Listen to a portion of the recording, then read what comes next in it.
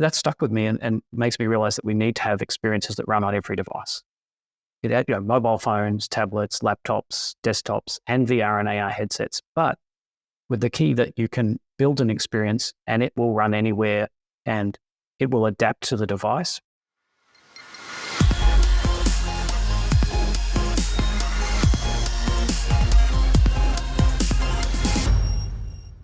Let's dive right in.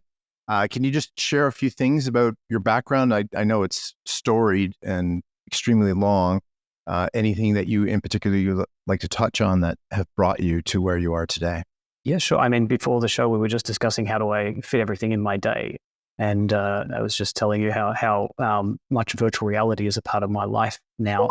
But in the beginning, it was just something that kind of caught my attention and I was really interested in. And that was back in the 90s and even pre-internet. And I tinkered around doing what was called back then garage VR, people building things in their garage made of various equipment, trying to build virtual reality rigs that pale in comparison to what's available today. But, way back then, I was starting to reach out to government and commercial organizations, trying to find out what anyone was doing in VR. I spent a lot of time in the library pulling in articles on 3D user interfaces and anything to do with research. So I got to know the librarians at my university really well when I was meant to be doing a thesis, but I got totally sidetracked being interested in VR, and I don't regret that at all. But I started back then the Virtual Reality Association in Australia because I found a lot of the organizations were doing the same experiments, building the same things. And I thought, well, I want to see this future happen sooner. Maybe if we could stop everyone from reinventing the same wheel and get them working together, perhaps we could accelerate virtual reality. Now, 30 years later, maybe the acceleration didn't happen, but I wasn't really an expert when I started the association, but people kind of put me in that position of, well, you're the president of an association, so therefore you must know everything about virtual reality. So I kind of got to fill my shoes, if you like, in that area. But I also cut my teeth on computer-based training back then, CD-ROMs, kiosks, multimedia, doing training of various types. So I had this crossover, and that's kind of led me into this use of virtual reality in training and other areas as well. That's great. Well, and I wouldn't be too hard on virtual reality. According to popular mechanics, we're all supposed to be in flying cars right now. Where is my flying car? Yeah. Where's my flying car? I want my flying car. So tell us about your most recent project that you're working on, the Hyperspace Metaverse Platform. Yeah, well, as they say, it's an overnight success. So the Hyperspace Metaverse Platform is actually something that's been developed over 10 years and works, leans on a lot of experience from decades before as well. And it started 10 years ago, specifically in learning and training, actually, with a company we started calling LearnBright, which was building learning platforms for typical instructional designers, people that build e-learning courses inside organizations, to find a tool that was really something that was user-centered. So you put a person in a journey and they take control, they make decisions, and the experience changes based on the decisions the learner makes. And most e-learning or most training is linear. You sit down, you go through a slideshow, you click next, and choose the least incorrect answer on a multiple choice quiz. Or you watch a video, or you sit in a classroom and somebody goes through a slideshow at the front of the classroom.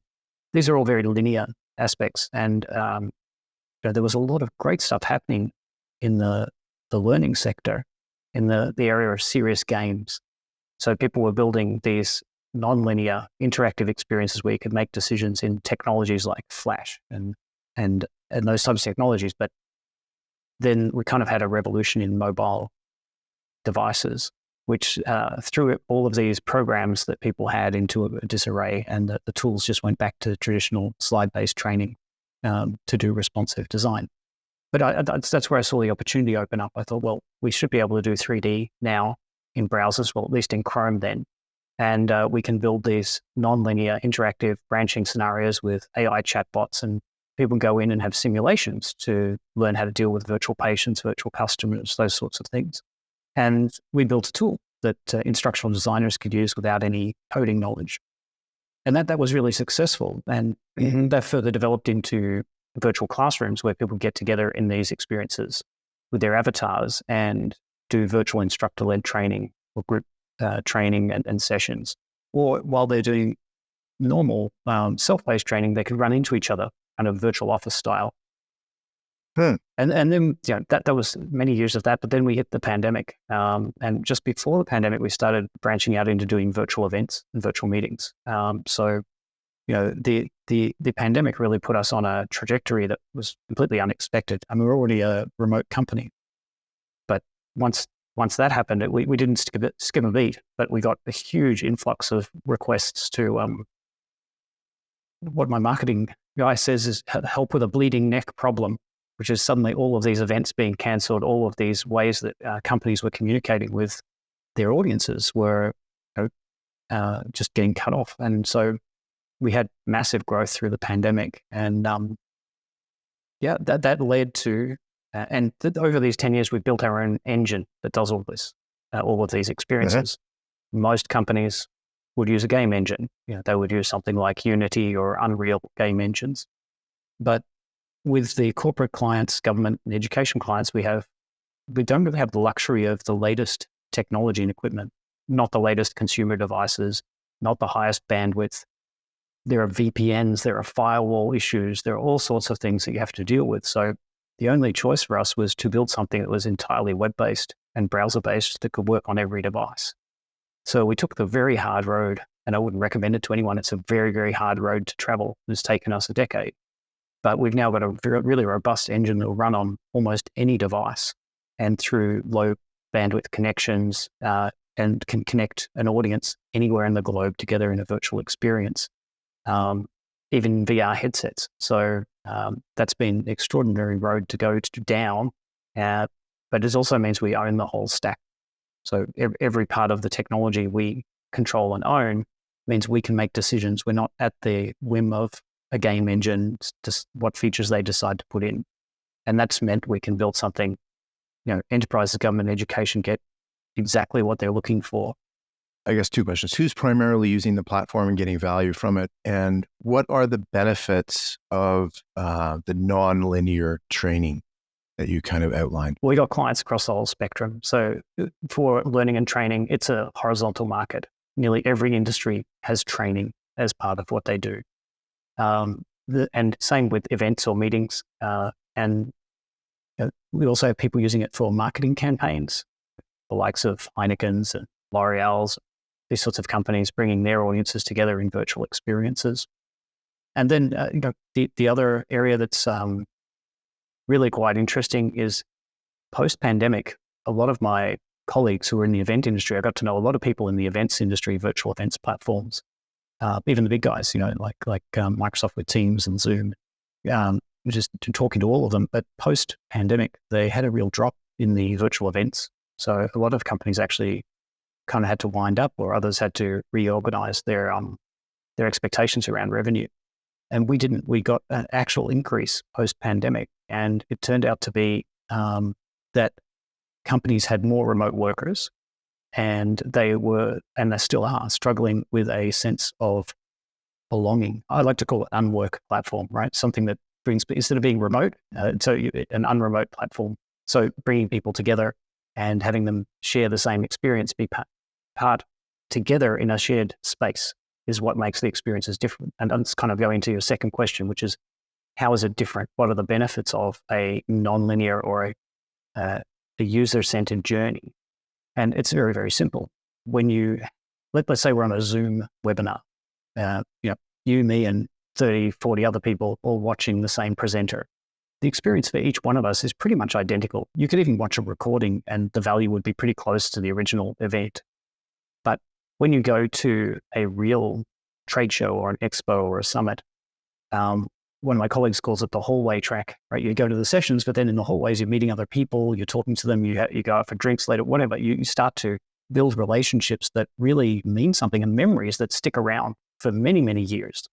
And those sorts of relationships and serendipitous meetings and the ability to have your own journey and memories, it is very strong. And that leads you to be able to recall things. It leads to better retention. And that's what a user-centered journey, whether it's for people meeting each other or even with AI characters and bots, in virtual environments. And if you add, that's probably 80% of the value of over linear training is the user-centered experience and user making choices and decisions that change the outcome. And then if you want to, you can add virtual reality on top of that for an extra, 10, 20% above that of immersion and everything being life-size can have a real impact as well. So the benefits of virtual reality headsets are everything is life-size, it feels more real and memorable, but there's also no distractions. Once you're in VR, you've excluded everything else in your physical environment from distracting you. So you've also got attention kind of forced on you willingly in a way that's really helpful. Old school networking, obviously face-to-face. And I'm sure a lot of us have been on those platforms where, during the middle of a break in the session, they have this networking session and you're tossed into a room with a random person and have to speak with them. Can you speak about how AI and the metaverse enhances or can enhance networking rather than make it just feeling like a substitute? I haven't really used AI for networking, but I can probably imagine ways that, obviously you can start matching people based on what their expressed interests are, but that requires you to make sure that people fill out or give information up front so you can match people up. That kind of matching technology has been around in virtual events for quite some time and physical events. But I do see, we're using AI for learning and training. When you go into an experience, you get to go and have a verbal conversation with an AI character that stays on topic and then can ask you questions, even do role plays. So I could imagine even teaching people how to be more social and how to open conversations and how to, approach people in virtual environments could be done with AI characters quite easily. And in a non-threatening way, people could build their social skills for the real world environment. I know there's a lot of talk about that with younger folks, stuck to their screens, getting less and less physical social, in real environments, practice. So therefore becoming a little bit more withdrawn, which is, not a good thing. So the ability to practice that and feel more confident when you go out into the real world is certainly something I can see would benefit for, not just networking, but getting on stage and speaking, right? Some people say that they'd rather die than get up on stage and speak publicly. That's scary to them. And really to overcome that, just getting a little bit of exposure in a safe environment can let somebody start to feel it's okay and know it's not as scary as they thought, and then, be able to do it. So sometimes, the virtual events that at least I participated in, sometimes they can feel a little bit isolating. So how do features like avatars or mood indicators or gestures help to kind of bring that to life and build a stronger sense of community, in your opinion? I think that's a really important part. Now I'm in different corporate metaverses every day and different events. And, I really see people love being and using their avatars. We have over 100 different dance moves in the platform. People love to make their avatars dance. They have emojis that explode out of their heads at certain stages, or if they say certain keywords. There's the ability to shake hands and high five and stand in front of photo booths and strike poses with your avatars and, post those either internal to organizations or on social media. And people just have a ball with that. And not only that, the ability to customize the character and choose different outfits and, kind of have the feeling like they have a credit card with no limit, going crazy with buying whatever, choosing whatever clothing they want in the system. Those things I think are really empowering, and it's not something new. We've had this with computer games for a long time. People have an affinity for their character, especially when they get to customize it. So they project into it, and then people respond to that character, and that makes it feel even more real. And in our platform in particular, we put some smarts in. So it's a little bit of a cheat, but it works really well. When you walk around or do actions, other AI characters pay attention to you. They'll look at you and pay attention, grab their interest. But the same too in meetings. So if there's 5 people around a table and you start talking or you raise your hand or anything, all the other characters will look at you, even if the people driving those characters are not specifically looking. But what it creates is a positive feedback loop. So you perceive that everyone's interested in paying attention to what you're saying. So when you express yourself, you do so in a fashion that is as if people were interested in what you're saying. And this creates a very positive impact. It's a very small, subtle thing. You just see the avatar's heads move or they turn their body a little bit. That's it. But it creates this really great uplifting of communication. For event planners that are kind of still in traditional formats, like you said, they kind of went into the virtual meetings and things during the pandemic, and people have kind of pulled back from that a little or a lot, depending on the organization. What's the mindset shift that they need to embrace the experiential approach? How do they need to shift their thinking? Well, I think it's not for everything or everyone, right? So I think the immersive events are for when you need a more connection, more novelty. A lot of the clients we have come to us, it's like we do Zoom meetings or Teams meetings every day, all week, and we're doing something special for our staff. This has to mean something.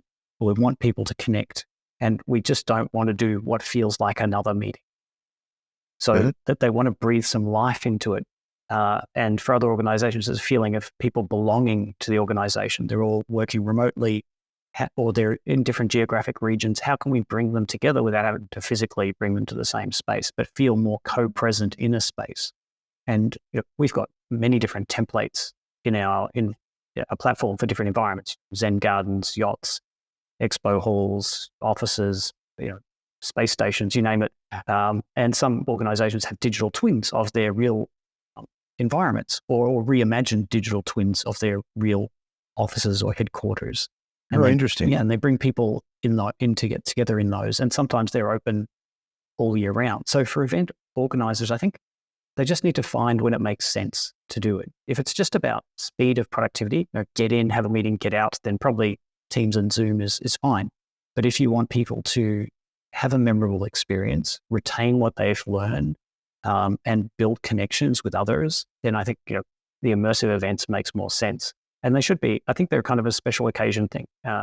You do them once a quarter or something like that. And that's great for events. Really keeps people excited, and they can't wait to come back. That's what we found with our corporate clients. Can you share a little bit about LearnBright and how you see LearnBright positioning itself relative to competitors in the VR e-learning space? Yeah. So the umbrella now for all these things that we've done is called Hyperspace, and the engine underneath is Hyperspace. But we started as LearnBright for specifically making learning and training scenarios and simulations, then moved into multi-user. Then through the pandemic, we made MoodUp, which was our events platform, all running on the same engine. And we have a few other pieces of technology to go together, like gamification engine and those things that all match and work together nicely. LearnBright is really well recognized as a tool for being able to deliver those types of simulations in just a typical browser as courses that you can deploy in a learning management system, but have all those interactive and engaging capacities. And it's not exclusively do a simulation or do traditional e-learning. The two mix together really well. And in our case, I've seen clients, they take their existing traditional slideshow training, which would normally end in a multiple choice quiz at the end, right? You learn all the concepts, then you do some questions to prove that you've understood the knowledge beforehand.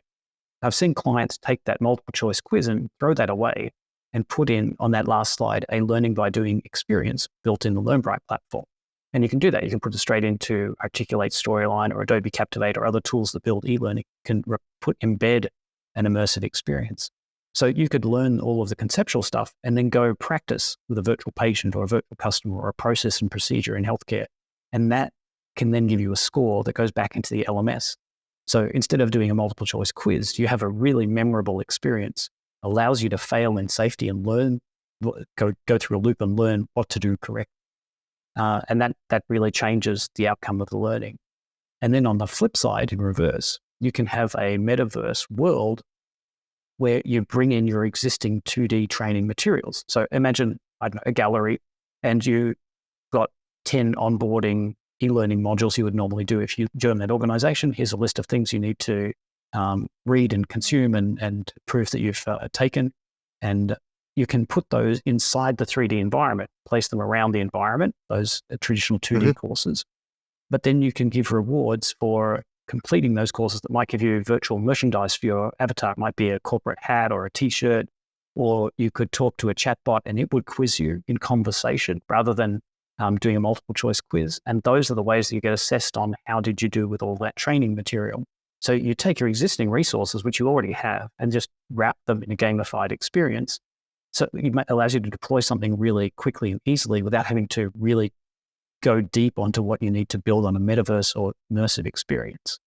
So there's two ways that really you can make something relatively quickly and valuable to enhance what you already have. So it's not one or the other. It's really a marriage of existing tools and the new.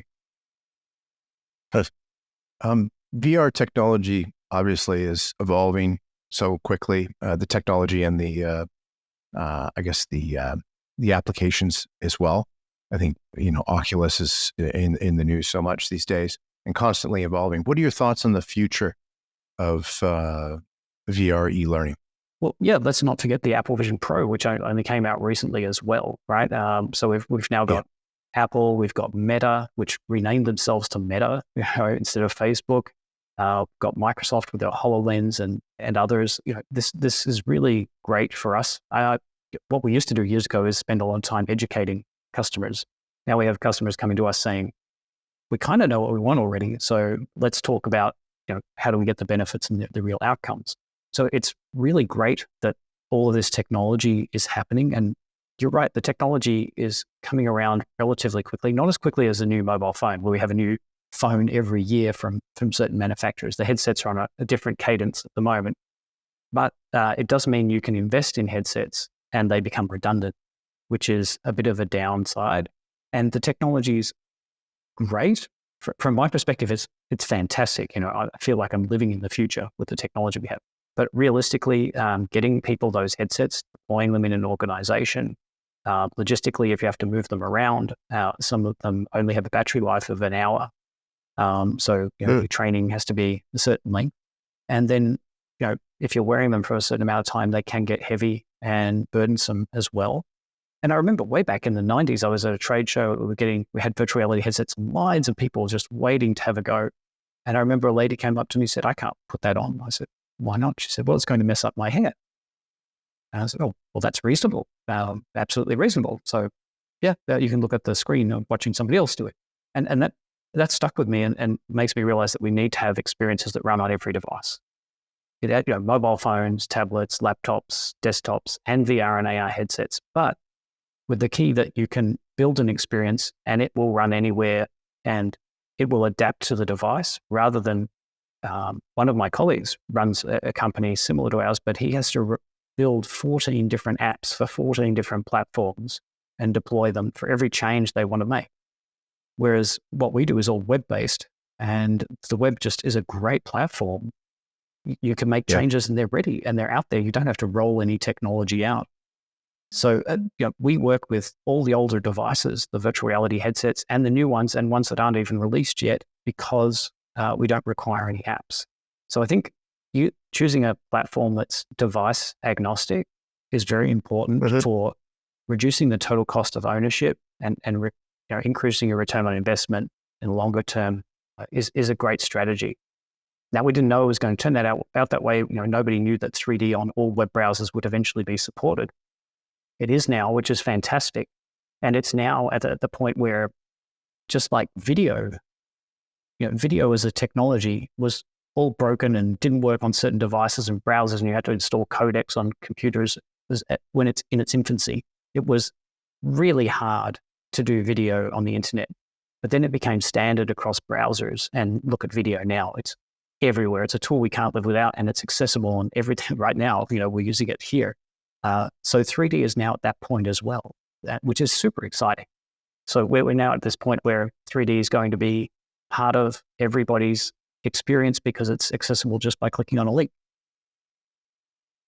I think it's not it's the people that create ChatGPT-4. They've come out with a new video creator. It's basically text to video called Sona. Is a new one that's just come out. Fantastic and fascinating. These AI dreams that are being created. It's just mind blowing, and we're using it. I was in a world today, and it's standing on the edge of a three-dimensional island, actually, kind of a meditation space for health and wellness, and the kind of sky around us, the galaxy, was AI generated. So he was, looking at the reflective water and these amazing, night sky, and that's all just generated by AI. So even the 3D worlds we have, our content is starting to be generated by these AI programs as well. Yeah, I wish I was on an AI island right now. The word flexibility is obviously corporate buzzword. How do you help remote leaders make it a tangible benefit and not just a vague promise? It's an interesting question because kind of self-selecting. Our clients come to us, so they're already interested in this particular technology. I guess what we do is really just deliver on what they're hoping or anticipating will happen. And most of what is being looked for is proof of engagement. Can we get people engaged once they're paying attention? And I call it lean forward experiences versus lean back experiences. Or lean back experiences, sitting back at the cinema watching a movie, or sitting at home watching a video, or looking at a slide deck and clicking next. You're leaning back and kind of doing those things. With immersive or 3D experiences, where you have either a character or a 3D environment you're navigating in, generally leaning forward into the experience, and it's full of micro engagements. Just moving the camera around, looking in a different direction is a micro engagement. And with all of these capabilities, the gamification, the avatars, the richness of the experience, the highly visual nature of it, really just helps with the engagement. Now, that's not the cure for everything. You can't just throw shiny technology at a problem and expect it to solve what you're trying to solve in the organization. But putting the right experience together with that engaging method can actually create results. But it's not, it relies on the content as well that's being put in, and the thought around what the activations are that align with what the outcomes you are looking for. You can't just build a metaverse and think that's going to solve everything. Yeah. While researching for the recording, we see that you've spoken a lot about asynchronous communication. Can you give us an example of how that's effectively used to boost team cohesion? You're talking about synchronous or asynchronous? Asynchronous. Sorry. Okay, so asynchronous communication is kind of, we use that in our company all the time. So we use tools like Slack to communicate, and we have other clients of ours that use Teams. They're communicating those channels all the time, and so they will then pop into virtual meetings. So we have add-ons for Zoom, for Teams, for Slack. You just put a command in your chat app, and suddenly you're in an immersive world with your other colleagues, either using avatars or video avatars, but you're in a shared space. And specifically with the Slack app, we have the ability that what you're doing in the 3D space gets sent back to the two-dimensional kind of chat interface as history. So if I paste a link that's interesting, not only will it appear in the wall of the 3D space and persist there the next time, it'll also be sent to the Slack channel as a record and history, and anyone who wasn't in the meeting can see the content in there as well. So you can start to tie synchronous and asynchronous content events together and really get a history of the flow of work. Interesting. So on the podcast, we have a mix of business listeners and early adopters. What's one key action someone could take today to start embracing the metaverse age of networking and events and learning? Well, I think the key is just to be open to experimenting. Start and have a bit of a play with it. The tools and the technology is quite mature now, so you can get a real return on your business investment of time into it. So that's what I say is actually really take some time, carve out a little bit of time to go experiment, have some fun, get some friendly people around you in the organization to go try out some tools see how it works for you. Have a meeting. Replace one of your Teams or Zoom meetings with an immersive meeting and learn from it. And there's plenty of platforms, ours included, where you can try them out and get to feel which one works for you and what you like about them, what you don't. So have maybe one meeting a week, try it out. Maybe do an Ask Me Anything session or a fireside chat with some of your staff, see what they think of it. So I think that's the place to start. If you're in e-learning, that takes a bit more effort to put things together because you have to actually produce some content.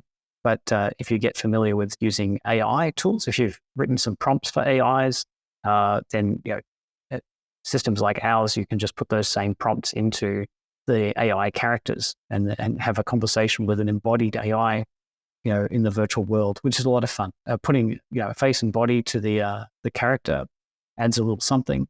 And if you take it even further, you can do things like get the characters to basically change the environment as you talk to them. So they can bring up video content, they can manifest the 3D content in the 3D environment, take you to different places within an environment. So it's not just a character standing there that's talking to you.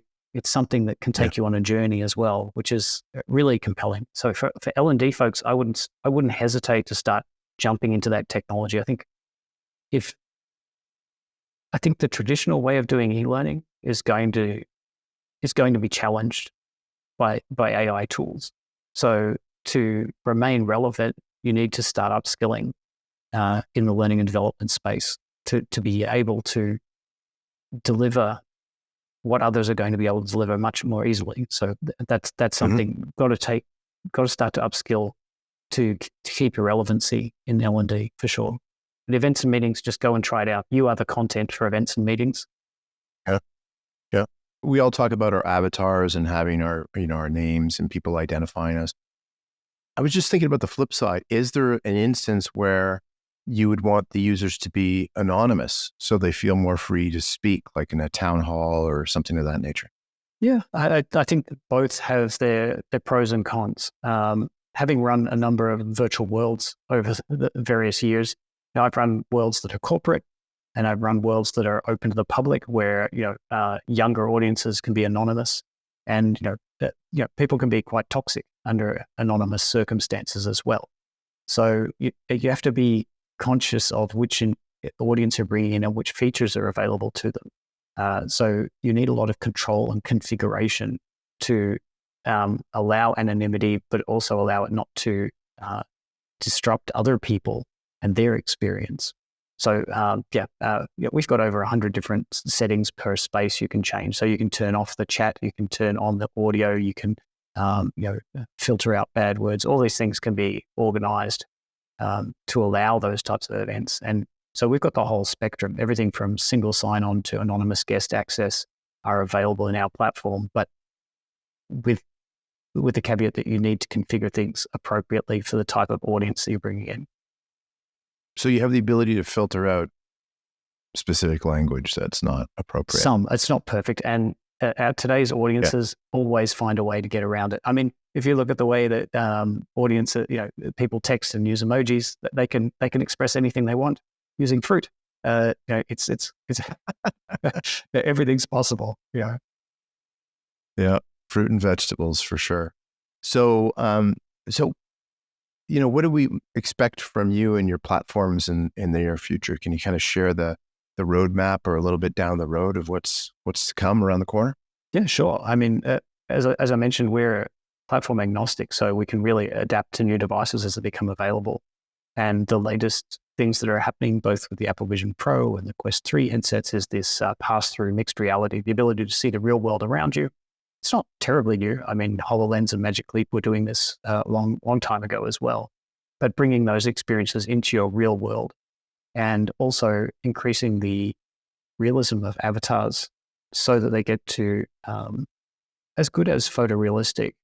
And I think there's going to be a disruptive point in time where the traditional video conferencing tools are going to be challenged by the virtual reality avatars that look just the same and will do all the nuances of expression that we're doing right now, but being three-dimensional representations gives you so much more capability, flexibility, that the value of a 2D video meeting will become just so much less value than what the 3-dimensional one does. And I'm not talking, it may end up looking exactly like what we have right now, but you don't have to have a clean shirt. You don't have to be looking directly at the camera. It'll take care of that for you. Yes. All of those things become possible. And along with feeling with the headsets, the ability for you to feel co-present actually in your real space with you. So I can feel like you're sitting right next to me and we're having that chat. And that kind of bandwidth for communication, for human communication, is really valuable. And we're happy with video, but we're sacrificing a lot of nuances that we don't get when we're in face-to-face. So that's kind of the disruptions I see coming down the line. And I'm really excited about that, and we'll start to adapt the technologies into our platform as they develop. Yeah, I think that would be a game changer. Like, certainly there is a segment of people, when you think about, virtual reality and avatars, they think of almost Lego-like characters, but it's so much more than that now. And the future is going to be mind-blowing, to be honest with you. Yeah, I mean, it's inevitable now. There's the 3D as a media type in the browser alongside video, images, audio, and text. The difference is those media types were all pre-internet and became digitized, and 3D is a brand new world. Before internet, it was architecture, sculpture, those type of things. But now it's something that's digital and able to be transmitted. So we're at the very foothills right now of what 3D will be as a media type. And that's pretty exciting. Yeah, it is.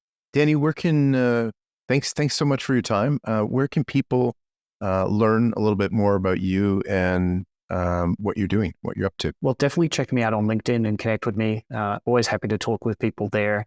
And if you want to explore the metaverse some more, you can definitely check out our business, hyperspace.mv. And there's the ability to get a free trial, take a tour of the platform, and hopefully it'll be something you want to experiment with or may fit your needs. How long is the free trial for? Just we have a 30-day free trial.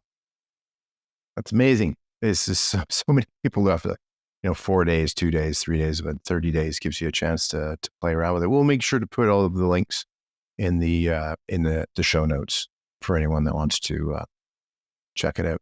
Thanks again. Mark, thank you very much. Pleasure to be on the show.